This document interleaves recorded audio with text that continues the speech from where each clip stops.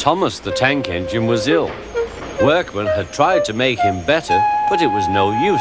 Edward must take you to the works, said the Fat Controller. Thomas felt very miserable. Then the Fat Controller spoke to Duck.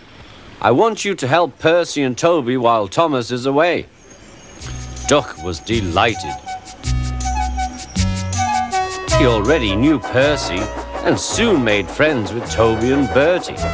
Terence the tractor gave him a big welcome too. Take care of Thomas's coaches, he advised. He's sure to miss them while he's away. Duck was very gentle with the coaches.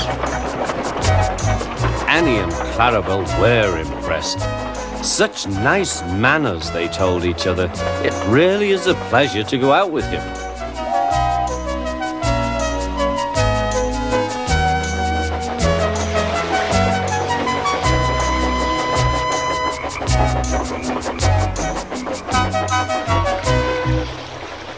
When Thomas came back, Annie and Clarabel told him how well Duck had managed. Thomas was so pleased to be home that he soon forgot to be jealous.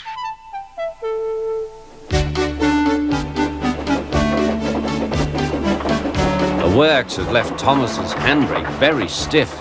It made his brakes seem as if they were hard on, when in fact they were not.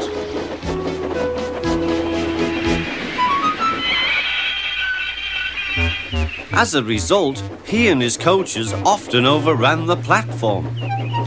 Thomas found this most embarrassing. Gradually, his driver and fireman learned to be extra careful. But one day, Thomas's fireman was ill, and a relief man took his place.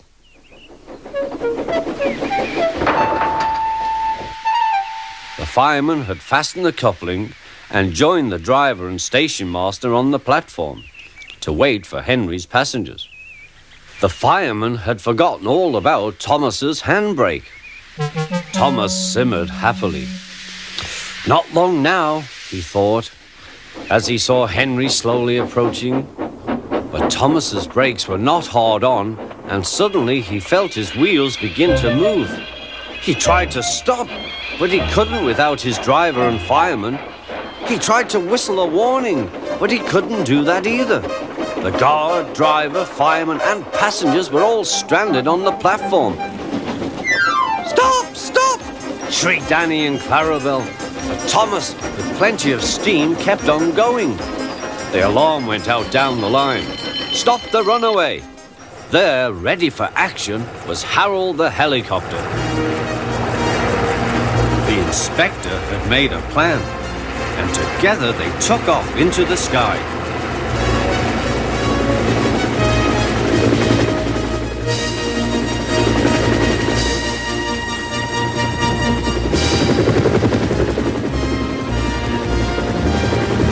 At last, Thomas was tiring.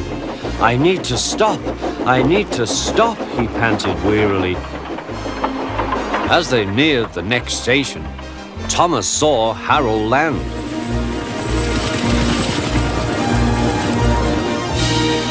They entered the platform slowly enough for the inspector to act. Judging his moment, the inspector scrambled into the cab and screwed the brake hard on. At last, Thomas stopped. Both he and the inspector were very relieved. Then they thanked Harold. Think nothing of it. Well, Harold, glad to be of service any time. Phew, remarked the inspector. We must never let this happen again, Thomas. Wearily, Thomas agreed with him.